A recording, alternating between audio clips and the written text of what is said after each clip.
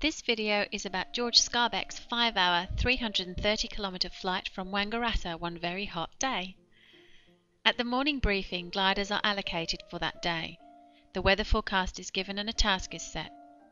From the internet there is a vast amount of information to help in the forecast, such as the strength of thermals or lift due to rising air of about 500 feet per minute for most of that day. Their height should get to about 6,000 feet. The winds will be light. But this particular slide indicates that there is 0% probability of cumulus clouds, and a cloudless day means it will be hot under the sun. Today George is allocated the oldest club glider, a 30-year-old Hornet, as the newer gliders are being used for badge tasks, which gives pilots the right to wear a certain badge to show their accomplishments. As thermals were going to be reasonable, 50 kilograms of water was added to make it heavier, so it would penetrate better into wind, giving higher average cross-country speed. Then a bit of food, a lot of drinking water, a camera and maps were loaded, and the glider put on the launch line. Finally, George made sure everything was comfortable and secure for the flight. Gliders fly without an engine, using hot air in order to climb. However, as the air was already so hot, pilots had to wait until the temperature reached 36 degrees before they could stay up. Ideally on that day, the glider needed about 38 degrees in order to get a comfortable height. At 36 degrees, thermals would only rise to a low 2,000 feet, making it very hot and uncomfortable under the clear canopy. Launching a glider needs someone running, holding the wing for several seconds before there is enough speed for the pilot to take control. It is then a case of following the tow plane. At about 2,000 feet, in a thermal, the cable is released by the glider pilot and the glider is on its own.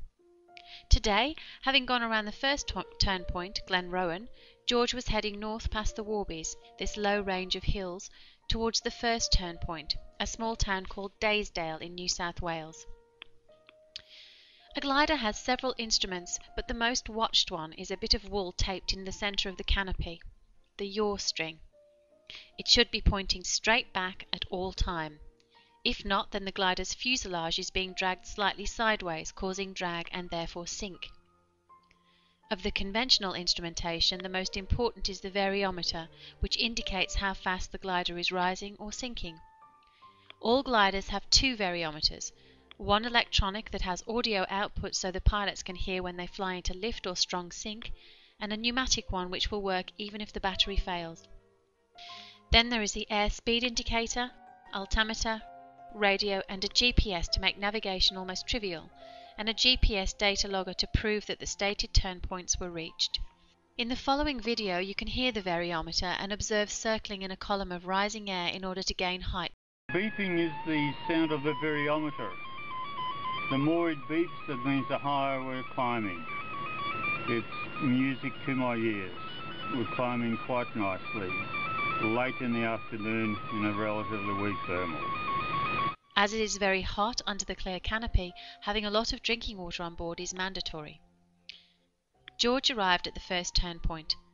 On the way to the next, he met another glider who showed where the lift was, so they climbed together in good lift.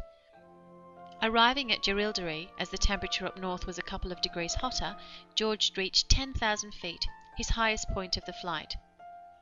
Turning around for the 130-kilometre leg to Wangaratta, he flew into sustained sink of over 500 feet a minute down for several kilometres. However, George had plenty of height left and wasn't really worried about outlanding in some paddock.